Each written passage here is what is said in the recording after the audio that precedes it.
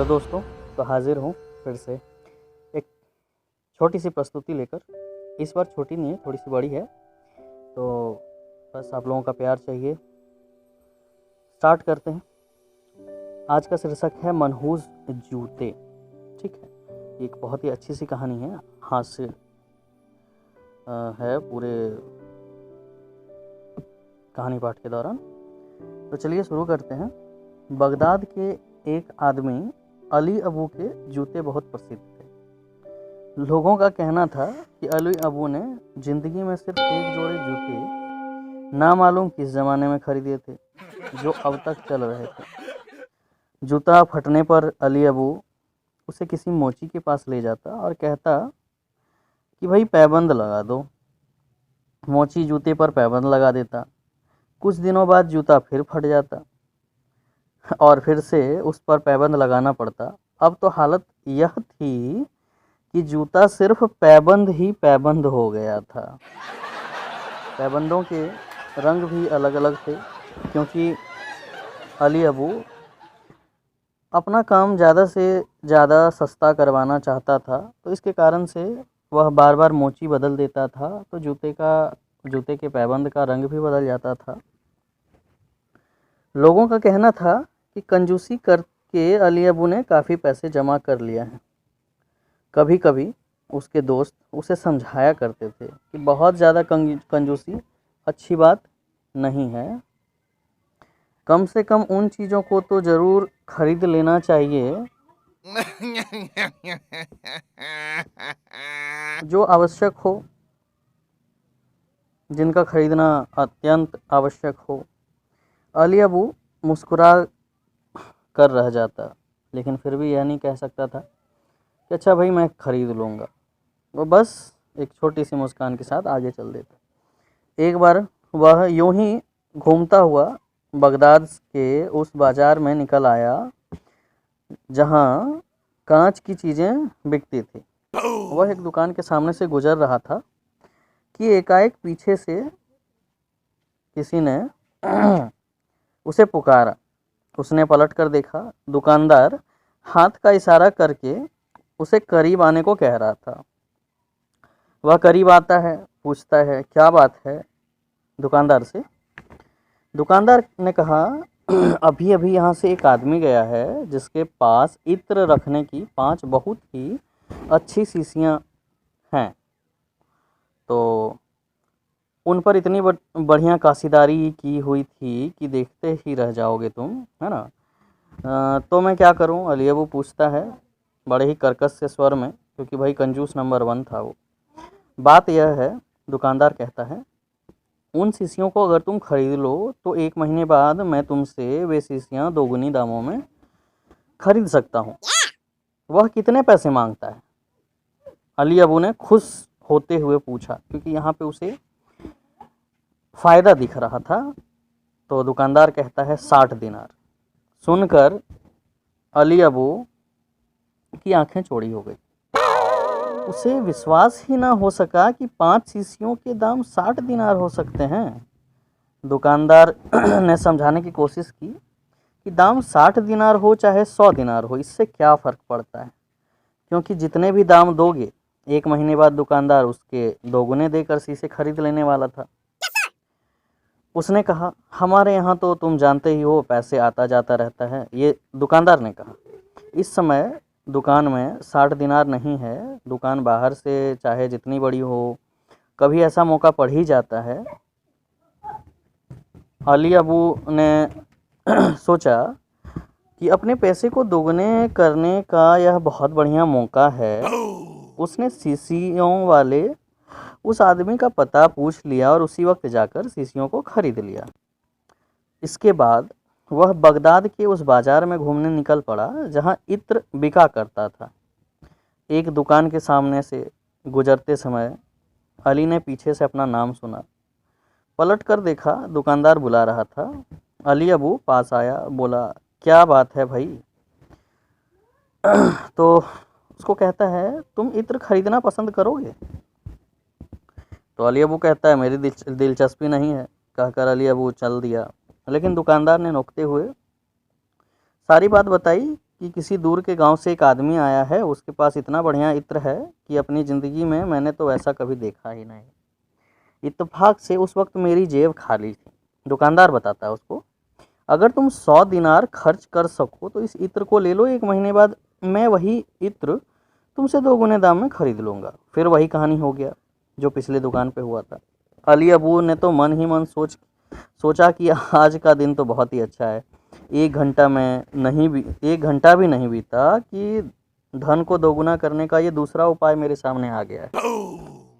घर लौटते समय उसने 100 दिनार से वो इत्र खरीद लिया। इसके उसे इतना कीमती इत्र जेब में रखकर इधर उधर घूमना अच्छा नहीं लगा। वह वापस आकर उसने उन्हीं 5 शीशियों में, जो खूबसूरत शीशी उसने खरीदी थी पिछले दुकान के सजेशन के अकॉर्डिंग, ठीक है, तो हम I'm so tired. जब वह इत्र खरीद कर घर वापस लौट रहा था, घर पहुंचने के बाद उसने वो जो पुरानी शीशियाँ खरीदी थी बहुत ही खूबसूरत सी, उसमें वह इस कीमती इत्र को उसमें भर देता है और मेज पर सजाते हुए सोचता है 1 महीने बीतते क्या देर लगती है, फिर तो मुझे 2 गुने दाम इसके मिलने ही वाले हैं। अली अबू की जगह यदि कोई व्यक्ति होता, यानी दूसरा व्यक्ति होता, तो ज़रूर तय किया होता कि इस व्यापार में जो फ़ायदा होगा उससे बढ़िया नए जूते खरीदेंगे। लेकिन अली अबू अनोखा आदमी था। इस मामले में उसने ज़िंदगी में कभी गौर किया ही नहीं था। Oh, come on. हाँ, कुछ देर बाद उसने सोचा कि आज की खुशी के बदले मैं इस वक्त जाकर हमाम में नहाना चाहता हूँ। तो बगदाद में सुगंधित पानी से नहाने के बड़े बड़े हमाम बहुत लोकप्रिय हैं। अली अबू वहाँ पहुँचता ही था कि एक दोस्त जिसका नाम उमर बैन आदि था, सामने ही मिल गया। दोनों में सलाम हुआ। अली अबू अपने कपड़े उतार रहा था। उमर बैन ने उनके जूते की ओर देखकर कहा, तुम्हें शर्म नहीं आती? सारे शहर में तुम्हारे पैबंदों वाले जूते का सभी मजाक उड़ाते हैं। जिसने ज़िंदगी में तुम्हें कभी ना देखा हो, वह आदमी भी तुम्हारे जूतों पर सिर्फ नज़र डालकर पहचान सकता है कि वे किसके जूते हैं। Oh, come जैसे कि on. अली अबू की आदत थी, वह मुस्कुरा कर रह गया, हर बार की तरह इस बार भी।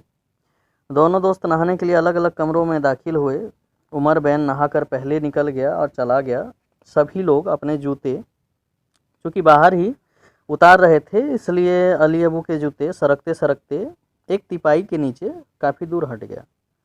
जब अली अबू नहा धोकर वापस आया तो जूतों को उसने जहाँ रखा था वहाँ अब किसी और के ही जूते पड़े थे। तो उनका माप ऐसा था कि अली अबू के पैरों में आसानी से आ जाए।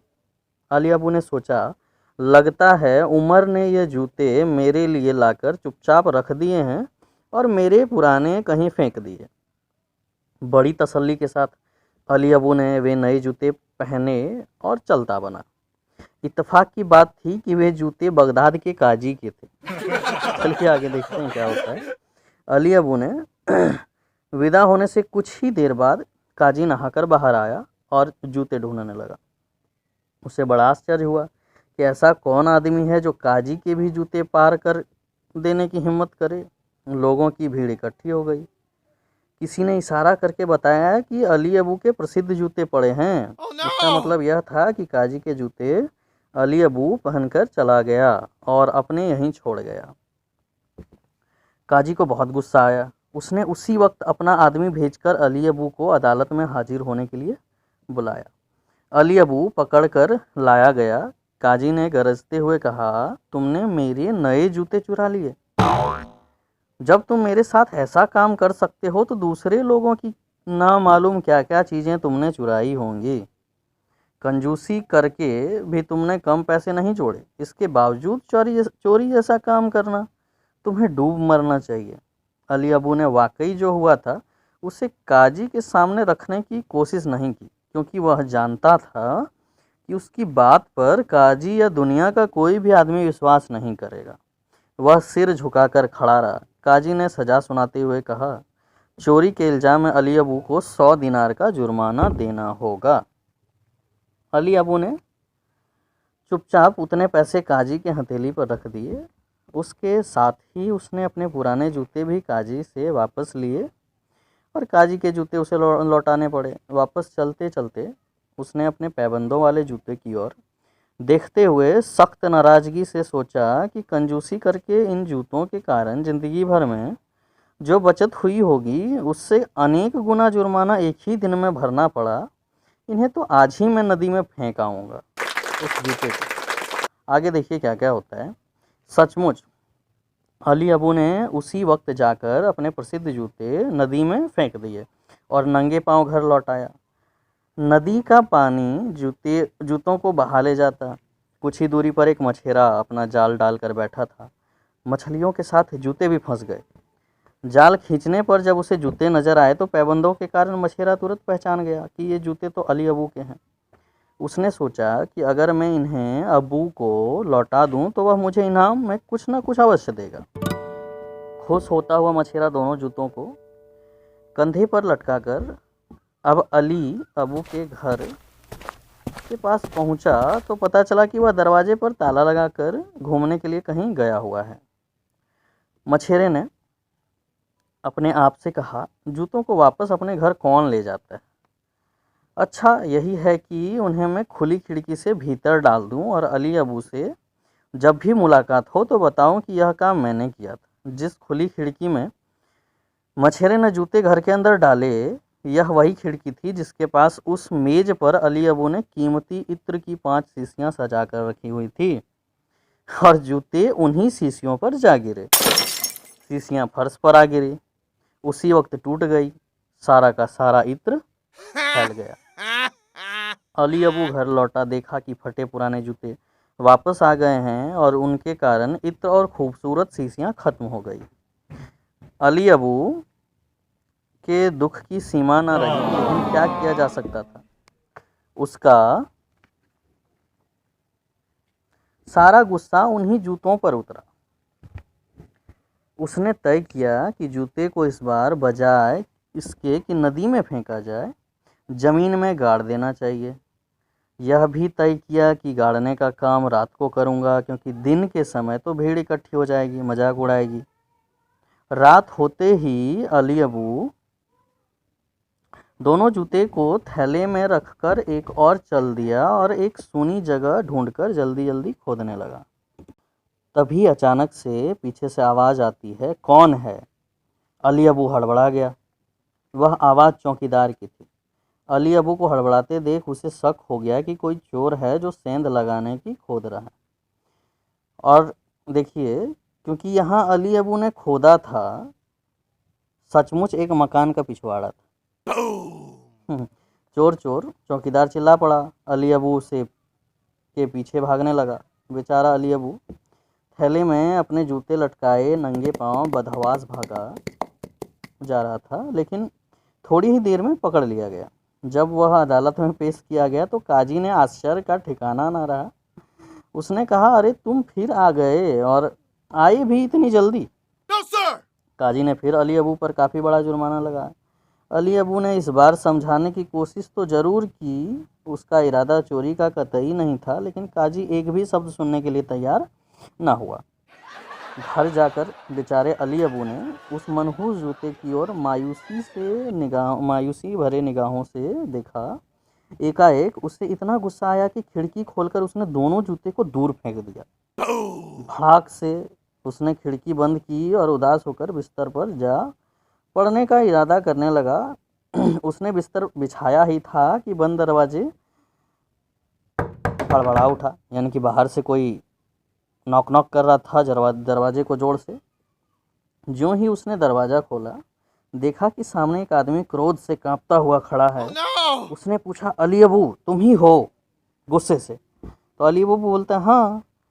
तो फिर से वो आदमी सामने वाला बोलता है, तुम्हें मेरे बच्चे से क्या बैर है? अली अबू की समझ में कुछ नहीं आया। वह आंखें झपकाता हुआ बोला, आपके बच्चे से बैर क्यों?